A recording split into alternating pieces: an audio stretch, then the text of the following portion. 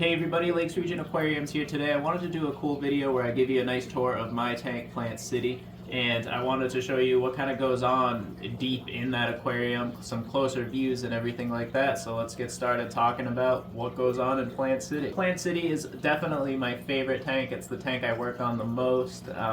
It's my pride and joy when it comes to aquariums. And it is just a thriving aquarium. I've had this tank since 2000 and I don't even know. I've had this tank for a very long time. I've had it since my very first big tank. I was that young kid who wanted an Oscar, and I got a 55-gallon aquarium, which, as everybody knows, is way too small, but you live and you learn, especially in the hobby. And the tank, throughout the years changed drastically. Meg, actually, my big orange fish you see every now and again behind me, she actually started her life in this aquarium. She started living, I started keeping her in that aquarium when she was small, and obviously I upgraded her to a much larger aquarium because Plantcity got a little too small for her. But before that, I didn't have any plants in this tank, and then I finally tried live plants when Meg moved over to a bigger tank. And I started with basic live plants, and I didn't know anything about those. This was probably back in 2016, I want to say. I started really learning about plants and everything like that, and what plants worked in the tank and what plants didn't work in the tank. And lo and behold, the tank is now here, thriving with life in every corner, and thriving with plants especially. The tank is very happy. It's just so awesome to look at. You can really get lost sitting in front of this tank for, an hour. An hour can go by and you don't even realize it because you're just looking at so much going on in the aquarium. It's way better than TV. So for fish in this aquarium, I have Harlequin rasboras, I have ember tetras, which I recently did a video on. I have white cloud mountain minnows, super fun fish. I absolutely love them because they stick out so much in the aquarium. Silver tip tetras. A Siamese algae eater who's kind of given up his algae eating days, but this tank doesn't really grow too much algae because there's so many plants in there. Got a giant Danio in there just randomly, waiting until he can go in Meg's tank and join his kin. He was actually an egg at one point, and I didn't even realize it. He was living in my greenhouse as a little speck. And he grew up to be what he is today. I have a couple older head and taillight tetras, which I have an older video on. Very awesome fish. I love them so much. A peacock gudgeon somewhere in there, and one of my personal favorite in the tank is my Farlowella catfish, the twig cat. A lot of fun. I have one very young rainbow bosemani fish in there that is waiting to join Meg's tank with the bigger versions of that fish.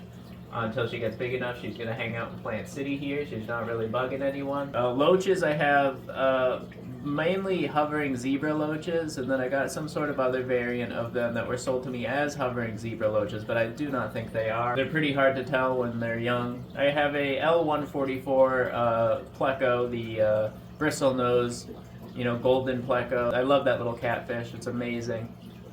Fish you don't really see in here that I do have is a Banjo Catfish, which I somehow managed to acquire enough footage to get a video of him. I also have two upside down catfish, which you never ever see. I've actually been filming small amounts of footage for years with these two catfish because they are so rarely seen. I can only get so much footage, and hopefully eventually I'll be able to make a video on the upside down catfish, but I don't know. I hardly ever see them.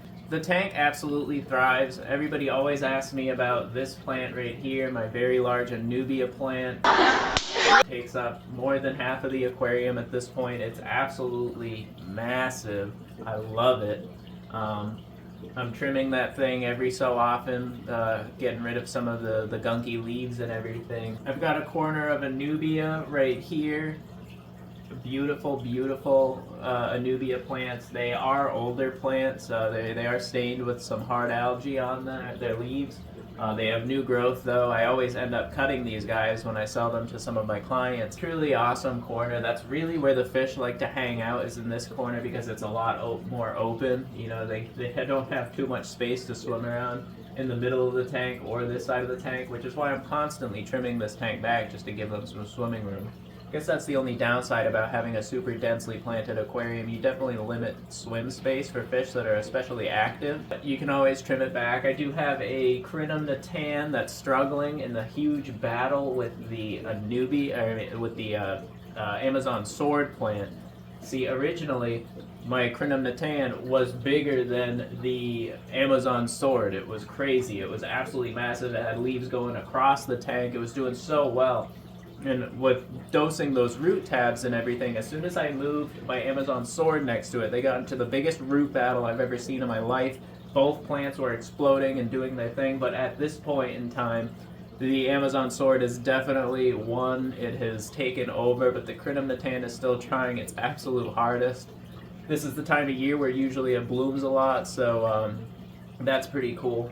Another thing is the huge Amazon sword has sent up massive flowers. They're about 4.5 feet tall right now. It's freaking wild. It's the most it's ever bloomed. It sent out 3 flowers this year, like 3 stalks of buds this year, which is crazy. I've never seen it do that, but it is obviously very happy. It's slowly making its way to the window way up there, and it's blooming right now. It looks really good. I also forgot to mention I have Gary the Nereid snail, who I have had for an incredible amount of time, way past his lifespan. He's going on probably 8 years now. He is an 8-year-old Nereid snail.